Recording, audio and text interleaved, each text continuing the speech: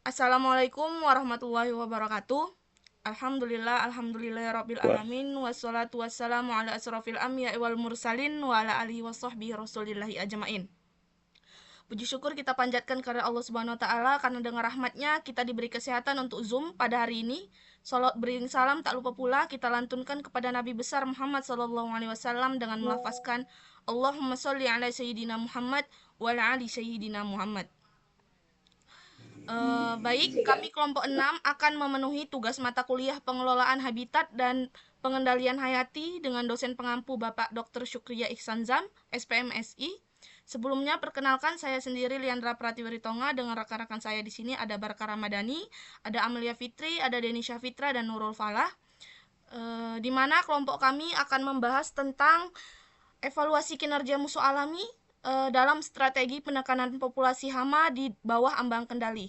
Pembahasan pertama akan dibahas oleh Nurul Falak. Kepada saudara dipersilahkan.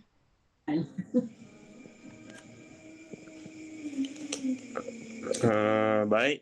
Untuk materi pertama itu ada latar belakang. Padi adalah tanaman pangan strategis penghasil beras. Makanan pokok bagi sebagian besar penduduk Indonesia dan Asia. Beras menyediakan kebutuhan karbohidrat dan energi utama, serta memiliki peran krusial dalam stabilitas ekonomi, politik, dan sosial. Tingginya tingkat serangan hama pada budidaya tanaman padi menyebabkan kerugian bagi petani. Oleh karena itu, kami membuat inovasi berupa penggunaan agen hayati, yaitu musuh alami. Pengendalian hama dilakukan secara berlebihan, terutama penggunaan pestisida kimia dapat menimbulkan dampak negatif seperti resistensi hama, kerusakan lingkungan, dan kekurangan populasi musuh alami. Oleh karena itu, diperlukan strategi pengendalian yang lebih ramah lingkungan dengan menjaga populasi hama tetap berada di bawah ambang kendali, yaitu tingkat populasi hama yang belum menyebabkan kerugian ekonomi yang besar. Salah satu pendekatan yang efektif adalah melalui pengolahan habitat dan pemanfaatan musuh alami sebagai agen pengendali hayati agar keseimbangan ekosistem pertanian tetap terjaga. Baik, hanya itu. Saya lanjut ke moderator. Baik, pemaparan materi kedua akan disampaikan oleh Barkah Ramadhani. Kepada saudara dipersilahkan.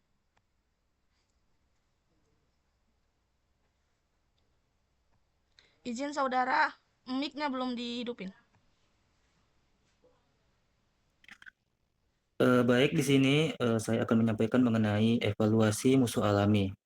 Nah, di mana sini ada beberapa gambar, di mana gambar tersebut itu menjelaskan eh, di mana musuh alami atau predator dalam mengendalikan populasi hama itu pada tanaman padi, di mana populasi hama meningkat terlebih dahulu. Kemudian diikuti peningkatan predator yang memangsa hama sehingga jumlah hama menurun. Nah, predator ini memiliki kapasitas konsumsi sekitar 10 sampai 15 hama per hari, sehingga efektif sebagai pengendali hayati.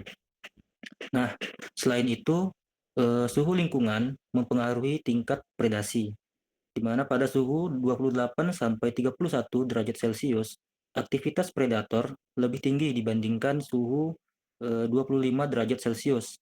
Nah, pada gambar tersebut juga menunjukkan pentingnya sinkronisasi siklus hidup antara hama dan predator agar pengendalian alami dapat berlangsung optimal.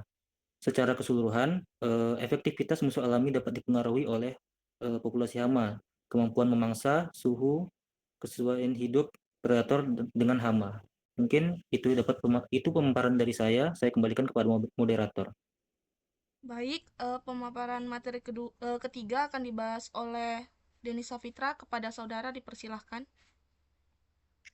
Baik, terima kasih atas waktunya. Slide ketiga ini yaitu uji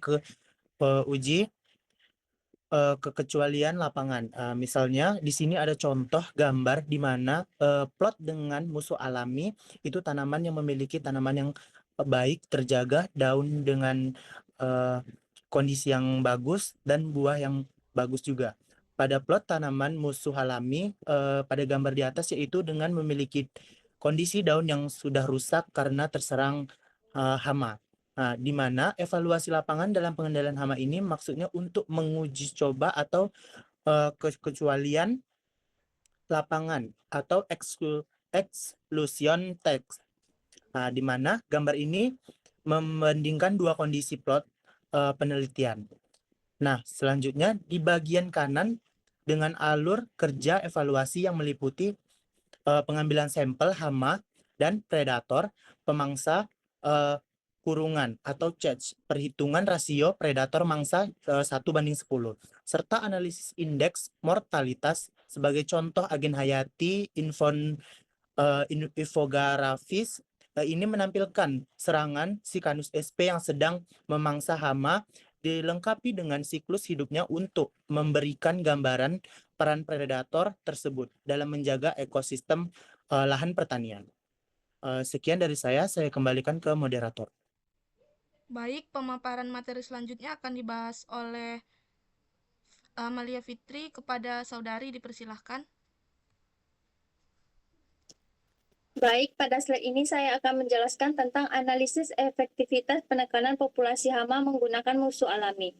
Yang pertama dapat dilihat pada grafik sebelah kiri mengenai stabilitas populasi hama.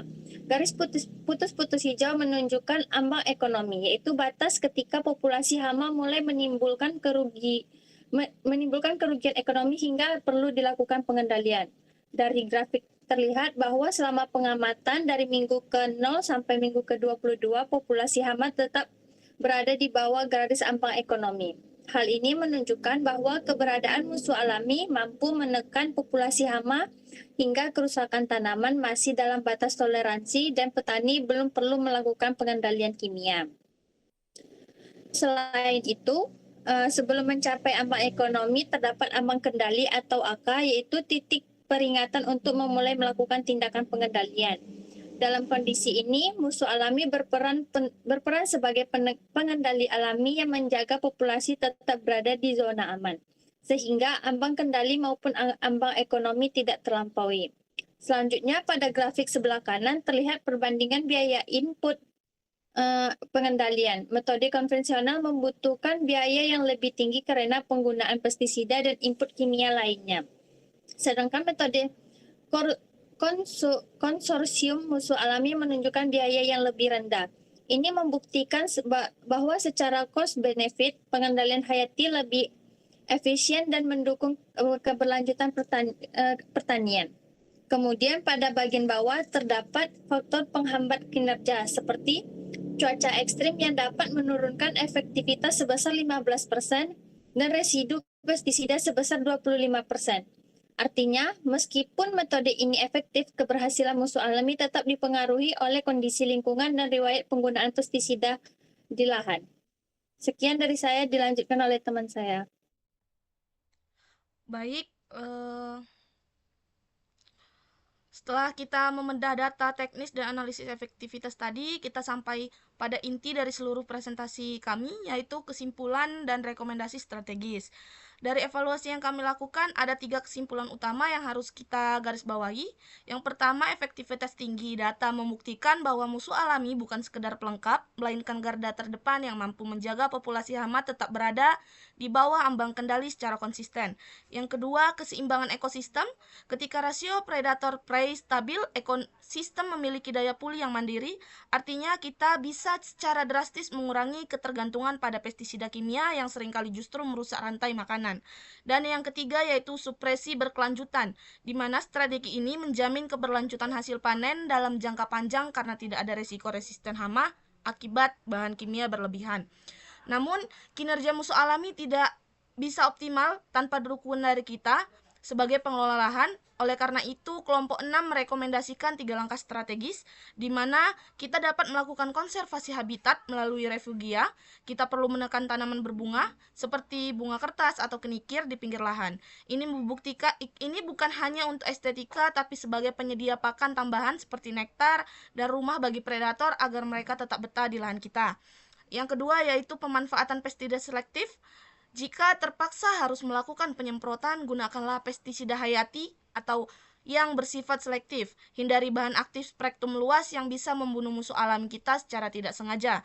Dan yang paling penting yaitu monitoring rutin. Kunci dari pengendalian hayati adalah deteksi dini. Pantau populasi secara berkala agar kita tahu kapan alam sedang bekerja dan kapan kita perlu memberikan bantuan tambahan.